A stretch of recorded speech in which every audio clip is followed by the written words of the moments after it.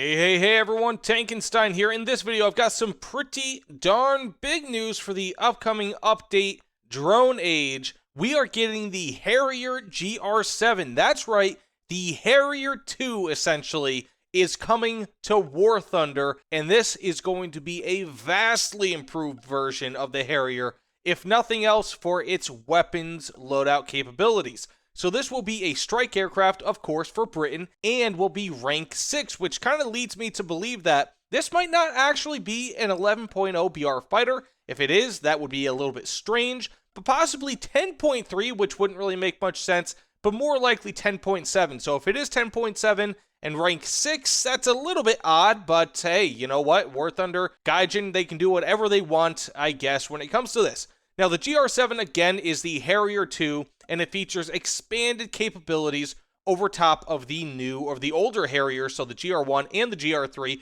Speaking of, if you want some gameplay for the GR3, I just released a gameplay video, I believe last week, about the GR3. It is a ton of fun. I'll try to link it below. Now, the GR7 has a new Rolls-Royce Mark 105 Pegasus engine, and that will have about 5% more thrust compared to what we see in the GR3, and a little bit more thrust still compared to what we see in the GR1. Now, that said, it's not going to really give it too much more performance, but it might increase its rate of climb. It might increase its just general acceleration slightly. More so what this does is that, along with its upgraded airframe, it allows it to carry many more weapons. So this vehicle will be able to carry up to 4, possibly even 6 air-to-air missiles. Now, I believe it will be 4. I've seen some various sources saying 6, some saying 4, but I believe it will likely carry 4 in War Thunder. Later variants of the Harriers do have access to AIM-9Ls. I don't think that it'll get 4 or 6 AIM-9Ls, but it could see maybe about 4 AIM-9Gs, which would be pretty darn decent still. Not the greatest missile, but not the best. And especially if it's sitting at 10.7 BR, I could see that.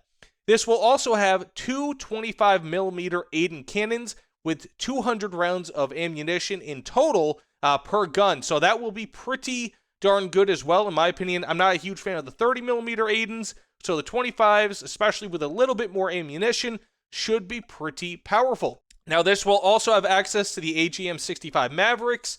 I believe it'll have 2, maybe 4 of them, and will also be able to carry 500, 1,000, and 2,000 pound paveway guided bombs, which is ridiculous. So this is going to be a strike fighter through and through, will be very powerful in the air-to-air role, and will apparently have increased maneuverability versus the older Harriers, which, if you've played the older Harriers, you know they can turn like a brick. So hopefully this is a bit better in that department. I'm not expecting all too much better, but it should be a little bit better, and will definitely be able to be a much more competent strike fighter versus compared to the Harrier GR1 and the GR3, as well as the AVA-A and AVA-C. Now, with that being said, there are no indications that there are going to be any American versions of the Harrier II. I wouldn't be too surprised if we get them, being that the AVA-A and C, as well as the Harrier GR1 and GR3, were all released, if I'm not mistaken, on the same patch, as well as the Yak-38, if I'm not mistaken. Again, let me know if I'm wrong in the comments below.